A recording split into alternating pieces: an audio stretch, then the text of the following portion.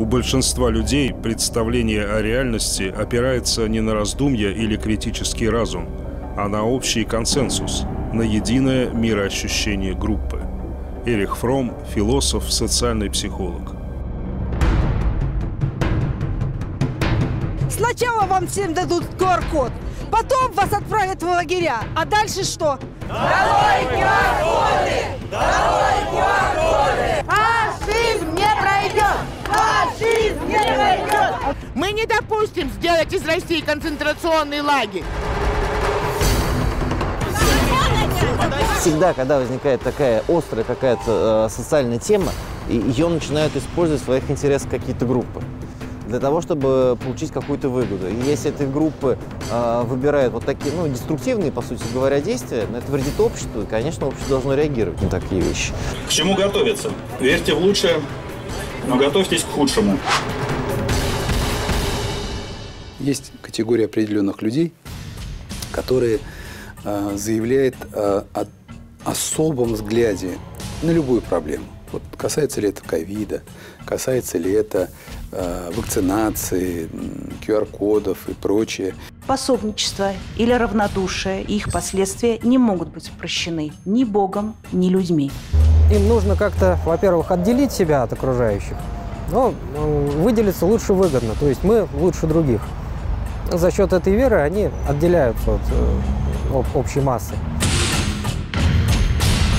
Уверенная осанка, гордо поднятая голова и снисходительный взгляд. Эти люди не ведают никаких сомнений и всегда выдают себя за носителей достоинства, морали и права.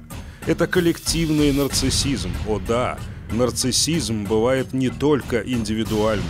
И мы будем решать, как они будут на нас работать. Народ, вы не забывайте, что в слове «народ» есть самое главное – корень «род».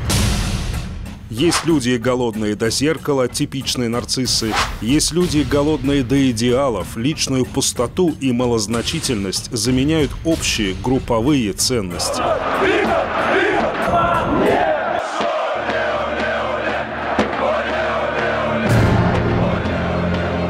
Принадлежность к группе превращает в великана любого. Коллективные нарциссы страшнее нарциссов-индивидуалистов. Любое оскорбление символов и догм вызывает агрессию. Я вам говорю первый и последний раз. Не прекратите этот беспредел, я соберу людей против Кремля. И вас всех днем попереубиваем. Они же нетолерантны к другому мнению. Ты кто? Ты кто? Ты можешь подтвердить, что ты охранник? Может, ты форму украл? Вот это отсутствие толерантности, она ведет к доминированию. Только наша точка зрения правильная.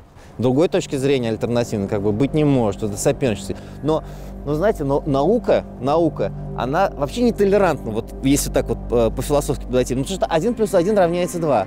Некая группа заявляет о том, что мы та единственная сила, и все. Мы здесь власть, и мы будем решать, как они будут на нас работать. А вот паства, люди начинают входить в некий раж и уже не могут прислушиваться к доводам разума. Настасья! Не вздыхайте так, что вы с голоду сдохнете! Они смотрят наверх или смотрят вперед на своих пастухов и следуют за ними, не задумываясь. Вот это очень страшно. Каждый считает, что заслуживает особого отношения, и что того же заслуживает и его группа. Эти группы есть у многих по признаку пола, расы, религии, нации. Стандартный опросник от социальных психологов. Проверьте себя. Моя группа заслуживает особого отношения. Немногие осознают важность моей группы. Я хочу, чтобы другие признали авторитет моей группы. Если бы у моей группы было решающее слово, мир стал бы лучше. Везде ли вы ответили «нет»? Не ожидает ли и вас это проклятие своей грандиозности? Большинство из этих людей, не задумываясь, отвечают «да». Большинство из этих людей тоже отвечали не задумываясь. Коллективный нарциссизм не бывает во благо. Всегда есть цели, о которых не знает паства. Разве впервые мы это видим сегодня? Разве мы не видели этого в той же Казани 3-4 года назад? Они хотят нас вообще уничтожить. Почему говорят, что мы быдло? Псевдоэкологический протест Васинова – ярчайший пример группового нарциссизма. Люди, конечно, не знали, что он псевдо. Людей накачали. Слушайте, ну хватит, ну сколько можно бороться? А теперь вы нас решили еще и отравить. Проблема не новая, это продолжение того же дремучего средневековья, что было и раньше. Нарцисс подвергает остракизму тех, кто с ним не согласен. Любое несогласие с его мнением воспринимается как нападки на его исключительность. Это претензия на то, что только мы бросаем вызов, только мы здесь думающие.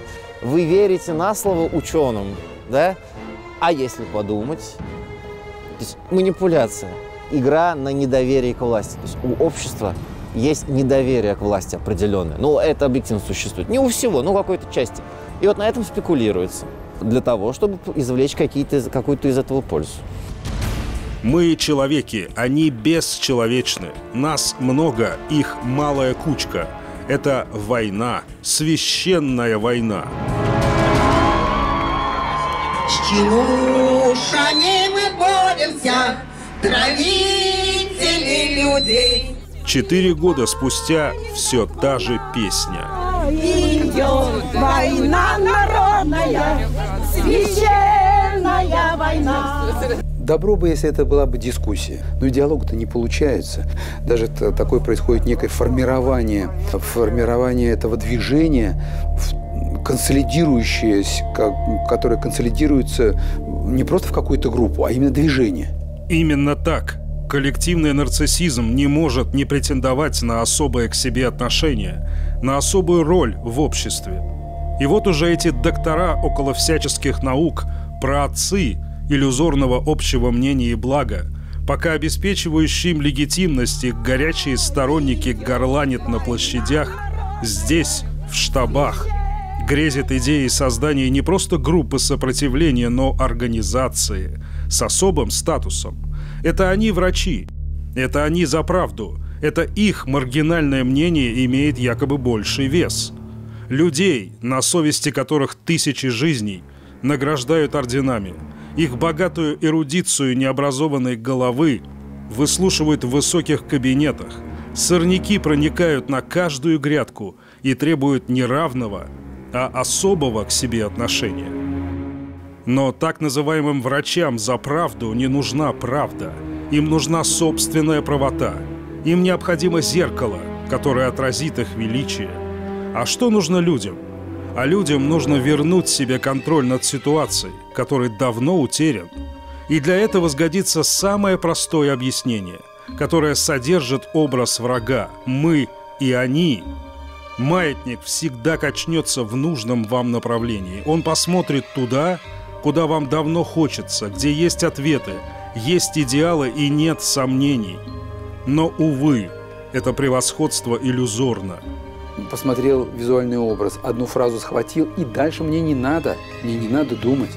За меня подумали кто-то, и за меня уже сказали. Рупором они являются.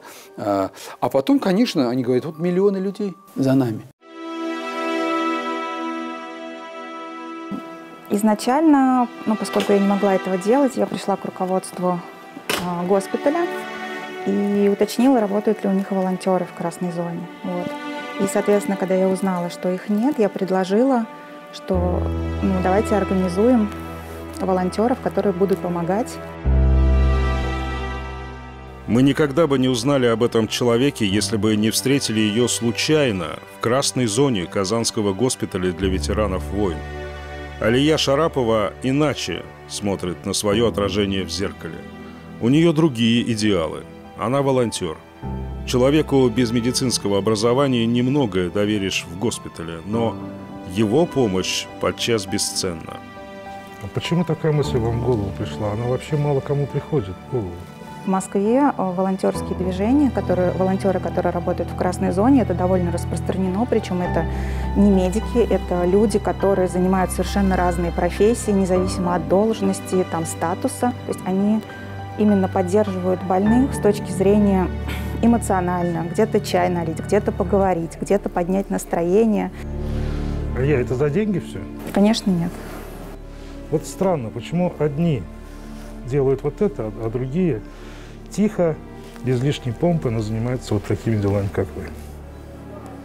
Потому что кому-то, наверное, нужна слава, а кто-то делает это, потому что он хочет увидеть результат. И мы понимаем, от кого больше пользы, да? Конечно.